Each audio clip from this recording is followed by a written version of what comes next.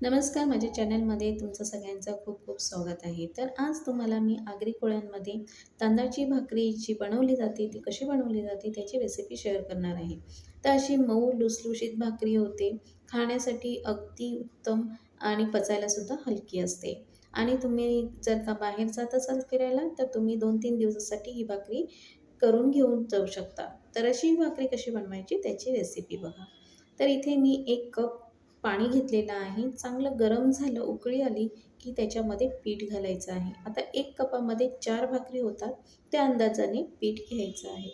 तर इथे मी पीठ जे आहे थोडं-थोडं करून घातलेलं आहे. जेवढं पाण्यामध्ये मावेल तेवढं पीठ घालायचं आहे. कमी किंवा जास्त घालायचं नाही. कमी घातलं तर भाकरी बरोबर होणार नाही आणि जर का पाणी जास्त झालं तर भाकरी चिकट होईल, चिवट होईल, व्यवस्थित थापता येणार नाही. तर इथे माझं पीठ बरोबर असं झालेलं आहे. एक परातीमध्ये मी पीठ हे काढून घेतलेलं आहे आणि थोडंसं थंड झालं, की ह्याच्या भाकरी करायच्या आहेत. आता आपण इथे पाण्यावर भाकरी थापणार आहोत. तर इथे मी पाणी घेतलेलं आहे आणि पाण्यासोबत हे पीठ मळून घ्यायचं आहे. जसं आपण मोदकांसाठी पीठ करतो, त्याचप्रमाणे हे पीठ तयार करून घ्यायचं आहे. तर खूप मळून घ्यायचं आहे.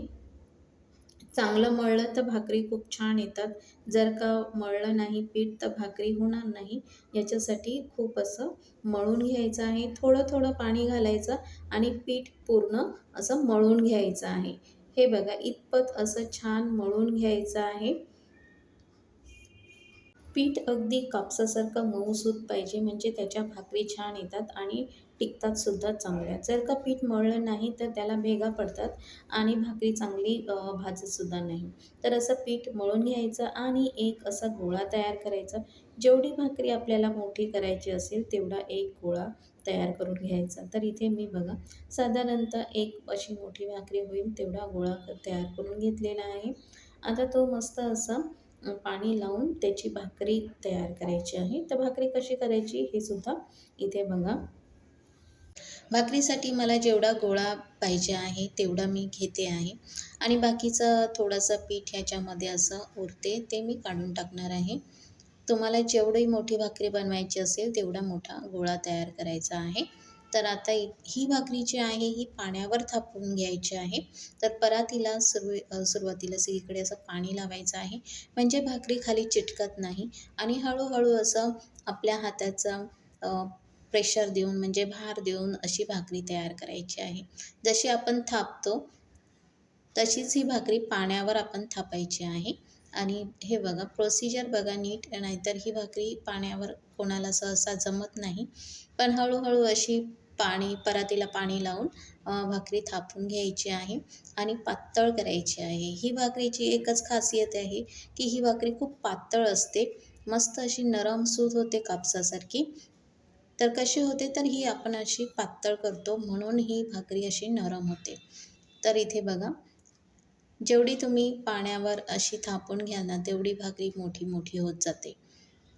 एकदा तुम्हाला ह्याचं टेक्निक कळालं की तुम्ही ही भाकरी आरामात करू शकता.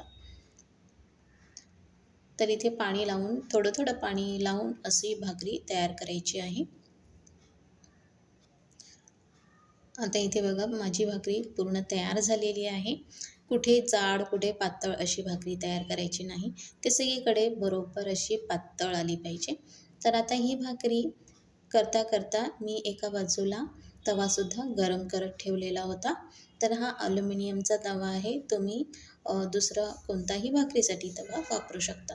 जसं आपण चपात्यांना वापरतो तोच तवा तुम्ही वापरू शकता. तर इथे भाकरी मी तव्यावर टाकलेली आहे. आता ही एक बाजू झाली ना, थोडीशी अशी वरती आली का हिला पलटून घ्यायची आहे आणि ही पलटलेली बाजू चांगली शेकून घ्यायची आहे आणि मग परत एकदा पलटी करायची आहे. भाकरी व्हायला थोडा वेळ लागतो. एक भाकरी व्हायला 3 ते 4 मिनिटं लागतात. सावकाशपणे भाकरी भाजायची, घाई करायची नाही आणि ही भाकरी अशी उलटली ना, का मस्त अशी फुगते फुगली का भाकर खूप अशी आतून नरम होते. अशी नरम आणि गरम भाकर खायला खूप मजा येते. ह्याच्याबरोबर तुम्ही भाजी किंवा नॉनव्हेज बरोबर तर एक नंबर चव असते. तर आगरी कोळींमध्ये जेव्हा मच्छी असते, मटण असते किंवा सुकी मच्छी असेल, भाजी असेल, तरीसुद्धा ह्या भाकरी केल्या जातात, रोज केल्या जातात. पहिले नाश्त्यासाठी सुद्धा भाकरी, सुकट किंवा बोंबलाची चटणी असं केलं जातं. तर इथे आता माझी एक भाकरी झालेली आहे आणि मी सर्व अशा प्रकारे भाकरी करून घेत आहे. तर आमची ही अशी आगरी कोळ्यांची फेमस अशा भाकरी आहे. तुम्हाला नक्कीच आवडल्या असतील. तर आज मी ह्याच्यासोबत केलेली आहे भाजी, मुगाची भाजी केलेली आहे आणि त्यासोबत भाकरी केलेल्या आहेत. अशा ह्या नरम आणि लुसलुशीत तांदळाच्या भाकरी कशा बनवायच्या हे तुम्हाला समजलंच असेल. तर तुम्हाला ही रेसिपी आवडली असेल तर लाईक करा, नवीन असाल तर सबस्क्राईब करा आणि अशाच रेसिपी माझ्या चॅनलवर येत असतात तर तुम्ही नक्की बघा आणि कमेंटमध्ये मला सांगा. आता आपण भेटूया एखाद्या नवीन रेसिपीमध्ये. तोपर्यंत सगळ्यांना माझा नमस्कार आणि व्हिडिओ बघितल्याबद्दल सगळ्यांचे खूप खूप धन्यवाद. आता भेटूया एखाद्या नवीन रेसिपीमध्ये. नमस्कार.